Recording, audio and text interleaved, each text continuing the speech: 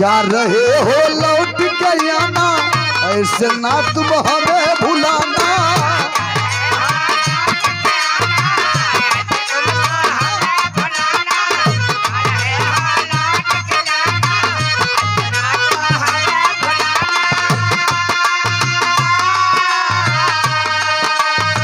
जा रहे हो लौट के आना, ऐसे ना तुम हमें भुलाना। हम तेरे आशिक पुराने हैं, हम दीवाने हम दीवाने हम दीवाने हैं तेरे।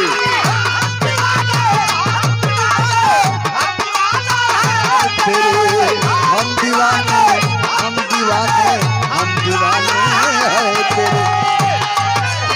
लौट के आना, ऐसे ना तुम हमें भुलाना।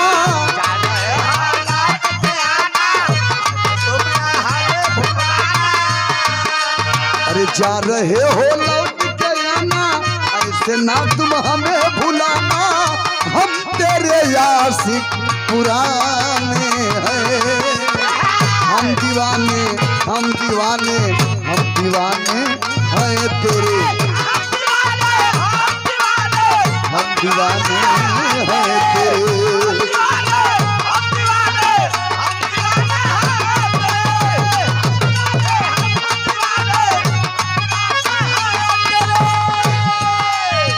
और 500 रुपया पुरस्कार हमारे गार्जियन, हमारे बड़े भैया। भाई का मतलब भैया लोग, भाई के मतलब जेकरे रहत में भय न रहे, वही भाई होता है। गोरखनाथ यादव जी परिवार की ओर से दुल्हे राजा के सबसे बड़का भैया 500 रुपया पुरस्कार प्रदान भइल हो। भैया के बहुत बहुत प्रणाम बा। आप लोग महान हैं, हमार भाग्य हो कि बारे मनहन की धरती और बारे यहाँ के लोग, बारे यहाँ के हितनात रिश्तेदार बड़ा शानदार हुआ। कलाकारों को बड़ा मान सम्मान आप लोग देते हैं। जितना सोचले ना रहन गवैया, उसे चौगुना आप लोग प्यार सम्मान देते हैं। हमारे अमरनाथ प्रधान जी को बहुत बहुत नमन है। विनोद भैया तो लाइन आई भैया, लेकिन एक लाइन और है मास्टर।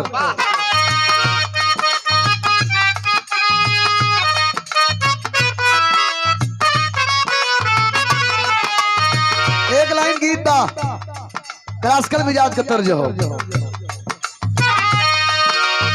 जिनकी तोहरा नामे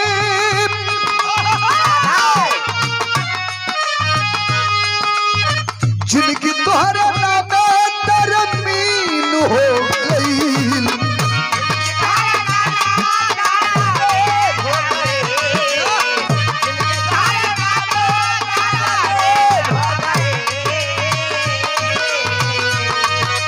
अरे जिनकी तोहरा नामे तरमीन हो गई। ए राजा तो के देखले बड़ी दिन हो गई।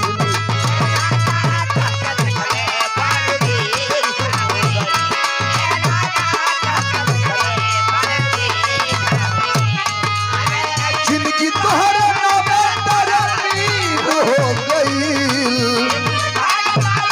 तरमीन हो गई। ए राजा तो के देखले बड़ी दिन हो गई।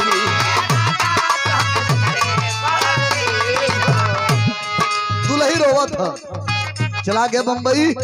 2 साल हो गया, सुगना लेला हमार को न फोन ही करता है, न कोनो खबर मिलत है। जीव तड़पता दुल्हन का।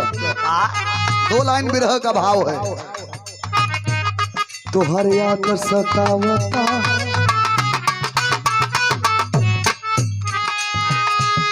तोहर याद सतावता, हमके तड़पावता।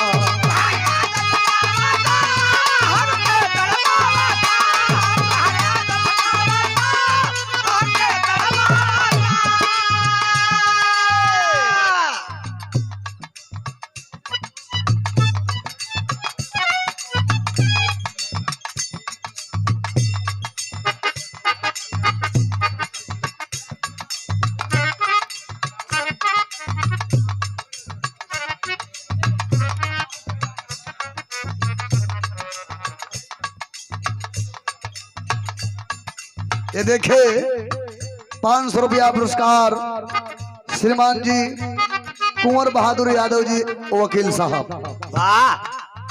ठकवा बाजार प्रतापगढ़ बड़े 70-80 किलोमीटर दूर से आप जौनपुर मनहन में आप आए हैं। अतिथि बन के आपका हार्दिक स्वागत है। अतिथि देवो भव। ये पहले घर द्वार बनत रहा भैया तो लिखात रहा जब कच्चा घर द्वार रहा माटी वाला बड़ा का मकान रहे बढ़िया लकड़ी के किवाड़ लगे तो शुभ लाभ श्री गणेश आय नमः अतिथि देवो भव। हाँ रिद्धि सिद्धि। अब पिलर वाला मकान बना था तो मैं साफ साफ लिखा था कुत्तों से सावधान यहाँ मुतना मना है। हमरे कुंवर बहादुर यादव जी एडवोकेट साहब ठगवा बाजार प्रतापगढ़, पीएन यादव जी वकील साहब और विनयका ठगवा बाजार प्रतापगढ़। 500 रुपया पुरस्कार ब्रह्मा विष्णु महेश अमर अकबर एंथोनी। हमारे तीनों भैया लोगन की ओर से बहुत बहुत सादर नमन है, चरणों में प्रणाम है। मालिक सुखी रखे तीनों जने के मैं से पाँव छूते आप लोग दाता है। ये भैया दुल्हन तड़पाता तुहर याद सतावता हमके तड़पावता।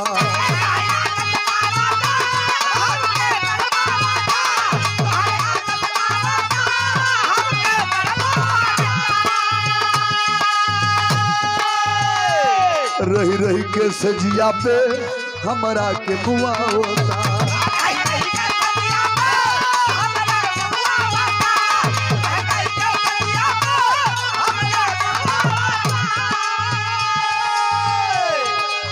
और 100 रुपया पुरस्कार श्रीमान जी हरिश्चंद्र यादव जी ऐतिहासिक धरती मनहन ग्राम सभा से जौनपुर सम्मान मनोज यादव को सम्मान 100 रुपया देकर के कर ले।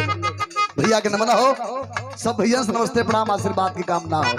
देखा गेहूं होता घरे घरे, रोटी होता गेहूं के घरे।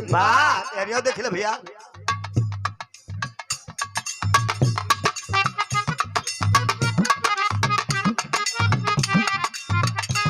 आज के बाद साथ दुल्हे राजा के भांजे साहब श्रीमान जी युवान यादव जी 251 रुपया पुरस्कार प्रदान भइल आपके तरफ से। मैं नमन करता हूँ, स्वागत करता हूँ। भाईने ब्राह्मण एक समान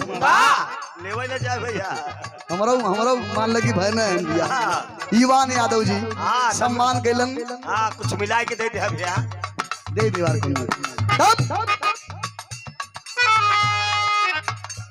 तुहरी याद सतावता हमके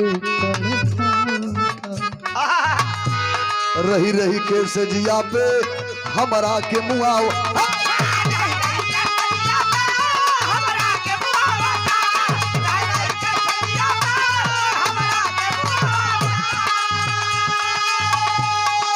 अरे जिंदगी तोहरा नामे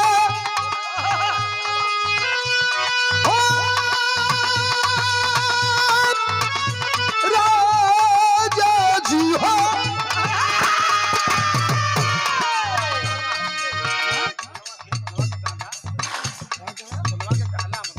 सोनावा के गहना सोनावा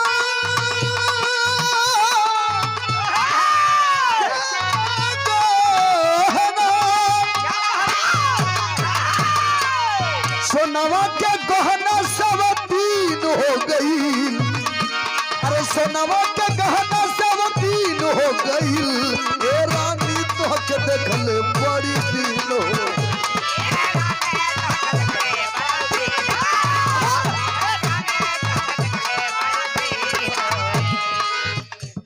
एक लाइन समाजवादी मास्टर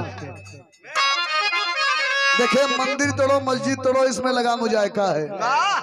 दिल किसी का ना तोड़ो ये तो घर खास खुदा का है।